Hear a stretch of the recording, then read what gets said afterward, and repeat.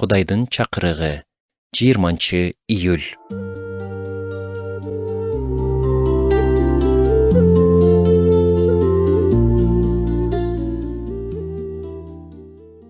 Менин жашоомдо жакындарымдан улам көптөгөн стресстер болот.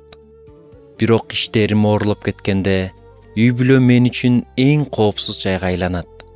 Алар мени эмне ачуулантарын да, эмне дем күч берерин да жакшы билишет. Бири-бирибиз менен кээде кыйын болсо да чыр-чатактарды чечүүгө аракет кылабыз. Эмне үчүн? Анткени биз үй-бүлөбүз. Биз бири-бирибиз үчүн жоопкерчиликтүүбүз. 132 Забурдун 1-аятында мындай деп жазылган: Бир туугандардын чогуу жашаганы кандай жакшы, кандай сонун. Бул Забур Ысрайыл элинин ырларынын арасында өзгөчө орунду ээлеген.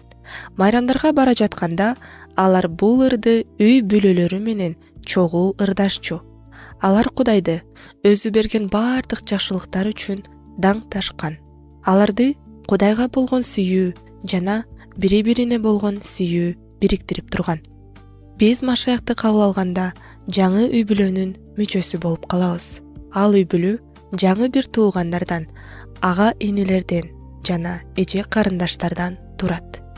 Тилекке каршы бул бир туугандар дайыма эле ынтымакта жашай беришпейт. Кээде Машаяктагы бир тууганыбыз бизге каршы ката кетирип алса, биз аны менен жарашууга аракет кылбайбыз. Аны менен байланышты үзүп коюуга көбүрөөк жакын болобуз. Мындай кылуу менен биз өзүбүздү гана эмес, башкаларды да ушул Забурда айтылган баталардан куру калтырабыз. Биримдик баардык жагынан бирдей болууну билдирбейт. Ал кандай жагдай болбосун, бири-бирибизге берилгендик көрсөтүүнү жана колдоо көрсөтүүнү билдирет. Бул Кудайдын жардамы менен мүмкүн. Жана ал өзгөрүү ар бирибизден башталат.